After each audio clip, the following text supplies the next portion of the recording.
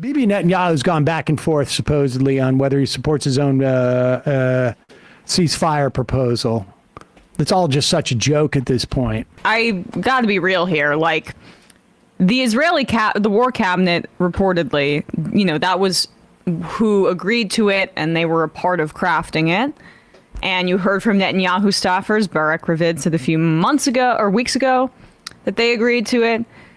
But the point is that, are they being honest? How forth did they ever go with it? Exactly. It's all stalling. I mean, that's what he's been doing this entire time. And I wish it's okay if you want to give that context and say that the war cabinet had said they agreed to this framework. But let's not call it an Israeli proposal. This is a U.S. brokered ceasefire proposal that they've been working with Hamas through intermediaries and then also with the Israeli government to come up with. But the Biden administration is so fixated on giving Israel a public victory, which is so far gone at this point. There's no chance that they're trying to frame it as an Israeli ceasefire proposal. But it's not an Israeli ceasefire proposal if the frickin' prime minister isn't even agreeing to it. Yeah, or if they haven't signed off to it. And that's just common sense, right? Common sense. Here is this guy. I can't believe CNN let him on because clearly anti-Semitic Obviously. in the criticism of the occupation. Weirdly, former head of the Shin Bet, which is essentially a version of the FBI in Israel, named Ayalon. And here he is on with Christiane Amanpour on CNN. What should we learn after the 7th of October, which was probably the most horrible moment in our history? We should learn, first of all, that we shall not have security as long as we shall not end occupation. This is what Hamas told us. And we shall not have democracy as long as we shall not end the occupation. Now, we refuse to see it. We see it today, if I read the polls, more than we saw it, and this is the opportunity. Pause it for 1 second. I just want to make it clear. This Israeli former head of Shin Bet says we do not have a democracy in Israel.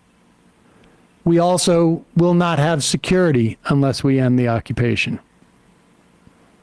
Obviously, anti-Semite. I mean, obvious.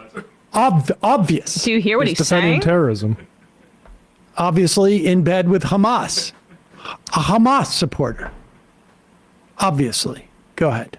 Moment in our history. We should learn, first of all, that we shall not have security as long as we shall not end occupation. This is what Hamas told us. And we shall not have democracy as long as we shall not end the occupation.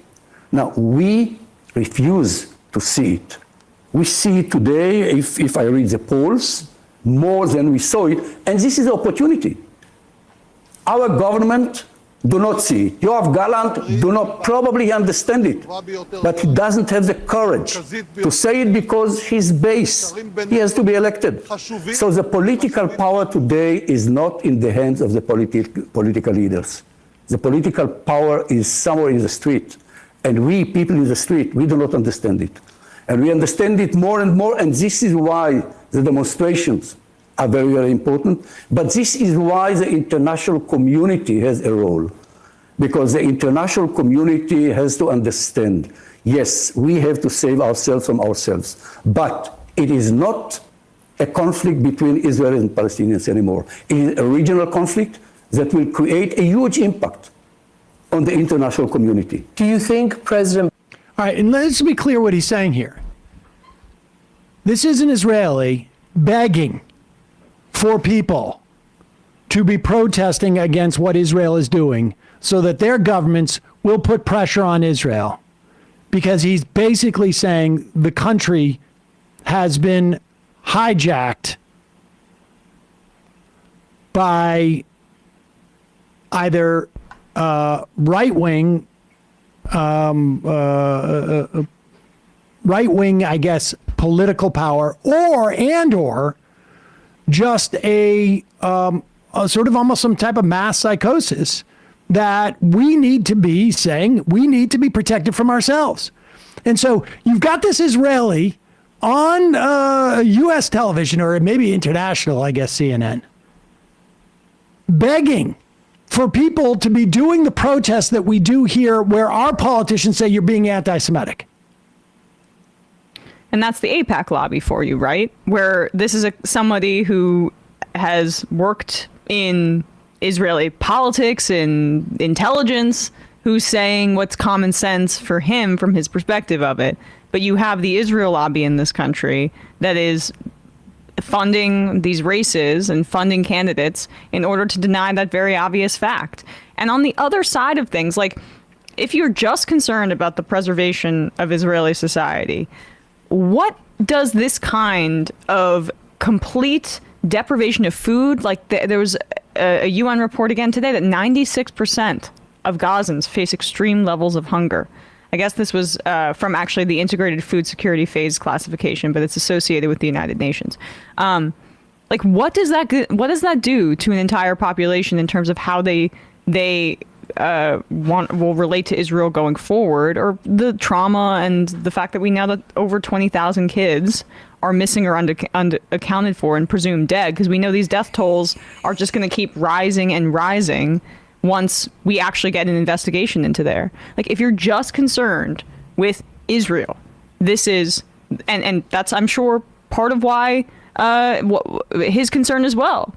Like, that may be his primary concern. If you're just concerned with Israel, this is not going to end well for Israel. 100%. There's apparently he is in a documentary called The Gatekeepers from 2012. I've seen that. Yeah. That's a good documentary. I know that Israelism is now making its way onto Amazon Prime. I'd encourage everybody to watch that as well. But yeah, it's and now they're going to expand this seemingly offensive to southern Lebanon. Conscript the ultra-Orthodox to do so. Like, yeah, that's going to be interesting to see what the implications are going to be for that, and whether that is going to undermine Netanyahu's governing coalition. In which case, maybe they'll find, like, oh, maybe we need to take a little break from killing people. Hey, folks, don't forget to hit the subscribe button and check out our daily show. We do it every day at 12 p.m. Eastern for about 2.5 hours. We even take phone calls. You should check that out.